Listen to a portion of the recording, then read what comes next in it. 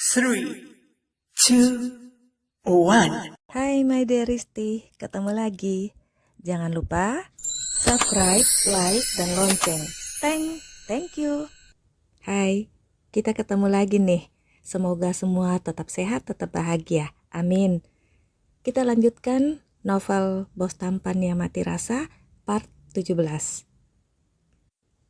Andre meraba dahi Mark, memeriksa suhu tubuhnya dan menyelimuti Mark. Andre duduk di samping tempat tidur memandangi Mark. Apa yang terjadi sebenarnya? Alana begitu sangat berusaha menghindar sampai menghapus semua jejaknya, sementara Mark sangat berusaha mencarinya. Apa yang terjadi? Sudah 6 tahun lewat, pikir Andre. Andre kembali memandangi wajah Mark yang sedang tidur. Ada rasa iba tiba-tiba muncul di hatinya.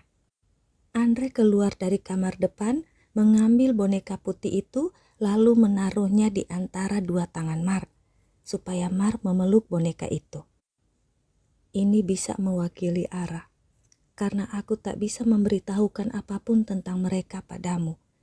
Gumam Andre, lalu keluar kamar lagi. Dih, segitu cintanya pada bos sampai lama banget di kamar, kata Dio pada Andre.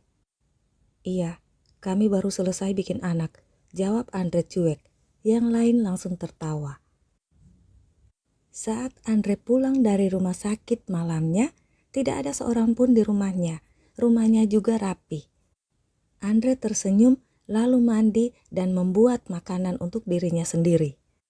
Setelah selesai makan, Andre ke kamar menunggu telepon dari Alana sambil tiduran. Tiba-tiba Andre mendengar suara dari atas kamarnya. Andre memeriksanya tapi tak ada apa-apa. Andre lalu ke ruang bawah tanah untuk memeriksa tapi tak ada apapun juga di sana. Saat akan kembali dari ruang bawah tanah itu, Andre mendengar suara. Arah bunyi suara itu dari atap, dari taman rooftopnya. Andre menarik tuas, menurunkan tangga dan naik ke atas. Di sana ada Mark. Mas bro, ngapain di sini gelap-gelapan? Tanya Andre lalu menyalakan lampu. Kenapa juga saklar lampunya ngumpet begitu? Aku tak menemukannya tadi, kata Mark. Andre jadi tertawa. Orang kaya yang biasa segala sesuatunya tersedia dan disediakan. Begini jadinya. Ini mas bro, saklarnya di balik lukisan ini. Kalau remote untuk buka atap itu ada tergantung di pohon dekatmu itu, kata Andre. Mark melongo dan mencari remote yang dibilang Andre dan menemukannya. Kalau untuk turun gimana? Tadi tangganya nutup sendiri, makanya aku terkurung di sini, kata Mark kesal tapi agak malu. Andre tertawa lagi. Sebelum naik, tangganya itu di off dulu supaya tidak menutup sendiri. Tapi kalau sudah tertutup, ada jalan tembus kok. Di teras depan. Sini, mas bro ikut aku lihat baik-baik, kata Andre. Andre menggeser pohon dandra kecil yang menutupi pintu kecil yang juga tertutup oleh horden. Mark melongo lagi. Untuk apa buat rumah banyak jalan rahasianya begini? Kayak mata-mata aja. Mark ngomel tapi tetap mengikuti Andre. Benar saja, mereka sampai di depan padahal dari luar tidak terlihat kalau ada teras di atas itu. Ini semua dapat ide dari mana? Benar-benar kamu itu misterius dok, kata Mark lagi. Andre hanya diam. Sekarang ayo kita turun, mas bro pasti belum makan kan? Berapa lama terkurung di atas sini? Tanya Andre tertawa. Mark kesal jadi tidak menjawab. Sudah ku bilang tangganya kan nutup dok, gimana kita turun? Tanya Mark. Andre menggeser meja di sudut teras atas itu, mengangkat papan dan menarik sebuah tangga monyet. Mereka berdua turun tepat di kamar Andre. Terus nutup atasnya lagi gimana? Tanya Mark. Andre menarik tali di balik lemari pakaiannya. Papan di atas langsung tertutup.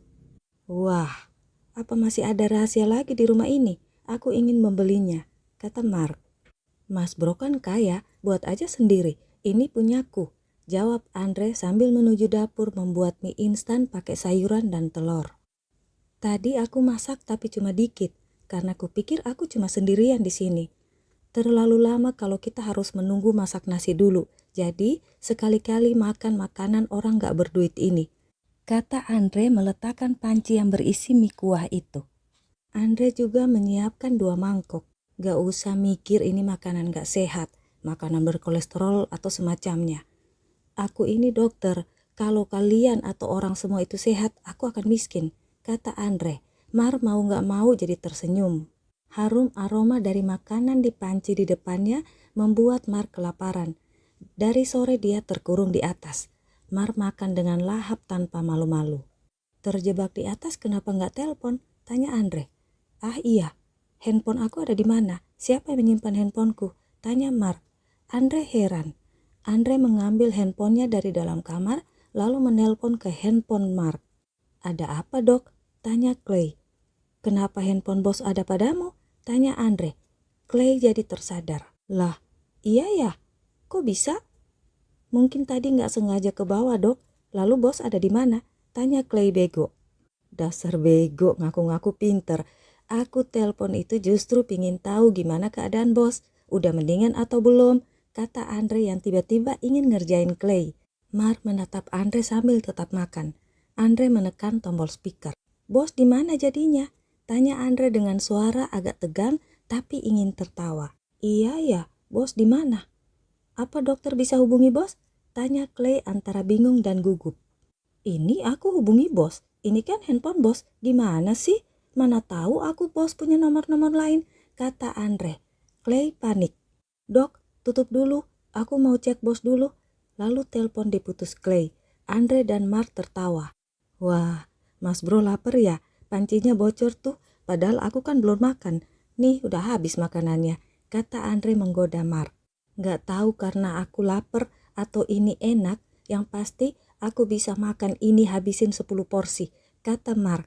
Andre tertawa, berdiri dan mengeluarkan cemilan dari microwave-nya.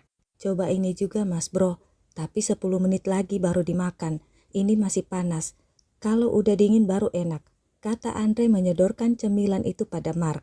Mark mencoil cemilan itu tapi menjerit, jarinya terbakar.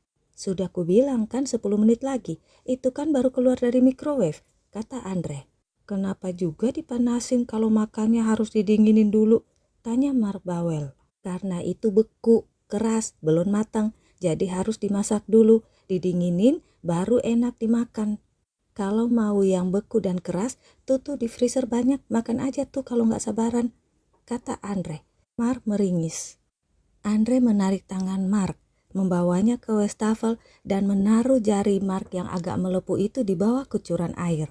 Kalau luka bakar atau kena minyak panas, pokoknya kena yang panas-panas, harus cepat-cepat langsung diguyur di air yang mengalir seperti ini, supaya tidak infeksi, kata Andre. Ada untungnya juga punya teman dokter, kata Mark meledek. Andre melepas tangan Mark dan meninggalkan Mark di wastafel. Ini berapa lama dok? Teriak Mark, tapi nggak dijawab oleh Andre. Jadinya Mark tetap berdiri di wastafel itu, mengucuri jarinya di air yang mengalir itu. Hampir sekitar 30 menit kemudian, baru Mark muncul di ruang tamu. Andre sedang membuat sesuatu dari potongan kayu-kayu kecil. Apa itu? Tanya Mark. Bawel, apa-apa nanya, jawab Andre. Mark mendorong susunan kayu-kayu kecil yang dibuat Andre itu dengan kakinya, lalu pergi ke arah meja makan, ingin makan cemilan yang membakar jarinya. Andre jengkel sekali dan melempari Mark dengan potongan-potongan kayu-kayu itu. Saat itu, handphone Andre yang ada di meja makan berbunyi. Dok, ada telepon nih. Dari Ara, teriak Mark. Andre melompat berlari ke arah Mark. Andre mengambil handphonenya tapi ragu-ragu untuk mengangkat telepon itu. Andre menatap Mark. Alana menelpon di waktu yang salah. Kenapa melihatku? Angkat saja. Kupingku lagi budek nih, gak bakal bisa dengar apa-apa. Punya simpanan begitu ngumpet. Hidup dibuat ribet sendiri, kata Mark ngedumel. Ini Alana, jangan bersuara, jangan sampai dia tahu aku mengenalmu apalagi tahu kamu ada di rumahku. Kalau sampai Anda bersuara, dia pasti akan menghilang lagi, kata Andre. Mark terkejut dan tercekat. Apakah gadis itu begitu membencinya? Dia tak akan mengganggunya. Dia hanya ingin tahu anaknya, ingin anaknya. Mark mendekat pada Andre ingin ikut menguping. Diam di situ bos, atau jangan pernah lagi Anda datang ke rumah ini. Jangan memaksaku, kata Andre yang membuat Mar berhenti dan kembali duduk di kursinya. Andre lalu mengangkat video call dari Alana itu tapi mengecilkan suara speakernya. "Halo sayangku," kata Andre melirik pada Mark. Lama sekali, lagi ngapain sih?" tanya Alana. Aku lagi makan kue kirimanmu," jawab Andre. Andre berdiri dan menarik cemilan yang lagi dimakan oleh Mark. Mark melotot, Andre balas melotot, lalu muncul kembali di depan kamera. "Ini kuenya," kata Andre menunjukkan kue itu pada Alana. "Enak kan kuenya? Ara suka sekali, jadi kupikir kau pasti menyukainya, makanya aku kirim," kata Alana ceria. "Mana gadisku itu? Sudah bobo?" tanya Andre. "Iya, hari ini dia ikut ke kantorku karena neninya lagi minta izin. Mungkin dia kecapean karena main terus, jadi tidur kebo deh," cerita Alana. "Terus kamu, kok belum tidur?" tanya Andre dengan nada mesra. "Ada yang ingin kuceritakan padamu," kata Alana.